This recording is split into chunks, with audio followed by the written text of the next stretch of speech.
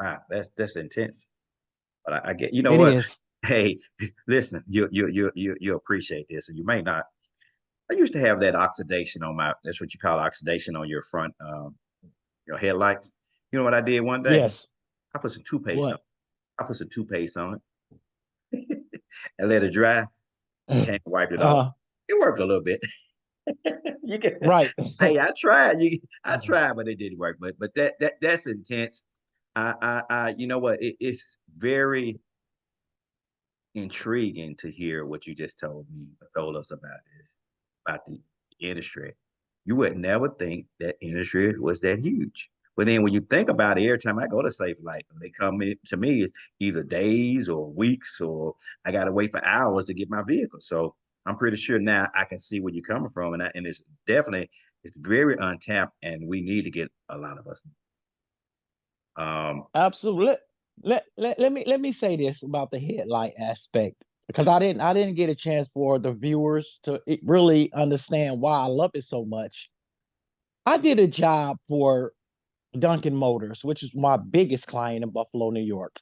He had a black Audi. I showed the pictures on TikTok, and he said, "Hey man, it was a European guy. He says, can you get this haze off my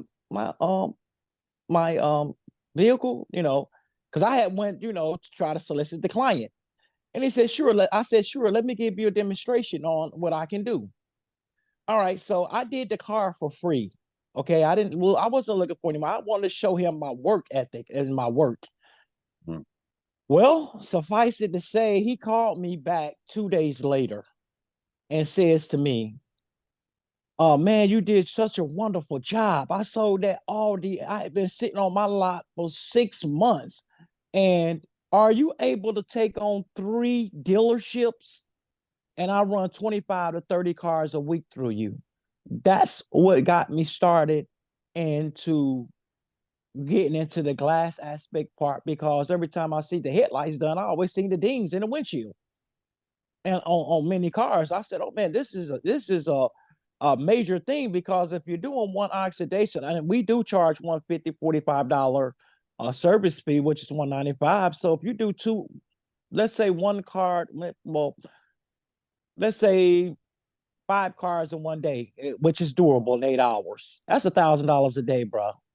That's $20,000 a month for a person. Don't though headlight restoration side. So if but you have to have the skills. You have to have. It's problematic. But car dealerships ain't gonna make money if they're like when people see a car and it's got that highly oxidation on that glass. Well, guess what? I'm gonna steer away because I don't like how that car looks. And then to be restored is saving it from coming out of the landfill. So it's a lot of different little things that I've learned in the business to help people, help them understand and appreciate the value in something. Whereas we just look at things and say, "Oh, it's just an ugly car," when it can be, really nice looking, etc. great, great. Thanks for that information. I got a question from Miss Cherokee. Cherokee. Yes. So let's say we once we get everything started in Memphis, and you behind the scenes, right? So we gonna need your talents to come front. So would you be willing to train that person that's gonna work in the office, or give them the tips on what we can do to make them successful in this industry? Can you kind of shed some light on that, please? I can absolutely train anyone. I can teach an old dog new tricks and a new dog more tricks. Yeah, I'll use that. Okay, I like that.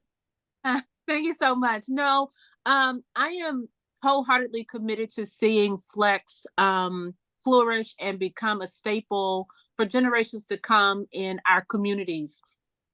I want our office staff and those who are learning the back office and onboarding and the HR components to be a well-oiled machine. I want them to give the same professional representation that was shown to me from the onset by Kaluha on how he wants the brand represented and what he wants the brand to look like in our communities.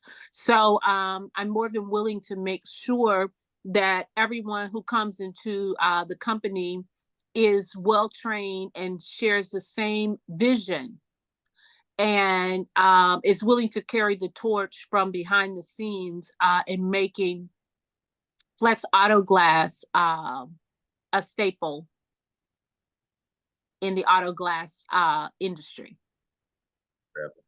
Got a question for you. So do you guys use like a proprietary software that give estimates or something that you can keep up with appointments and things of that nature, scheduling? Yes, we have all of that in place. Absolutely. We have those tools in place. We wouldn't want to give trade secrets out to give the brand name, but we do have that. You don't have to. Just talking about, in this case, right now we live in a, for an example, let me explain the last, well, the first guest I had was Mr. Thompson. And both of us, we are franchisees. So with that in mind, you are actually an independent owner where you don't have to abide by a system. We do.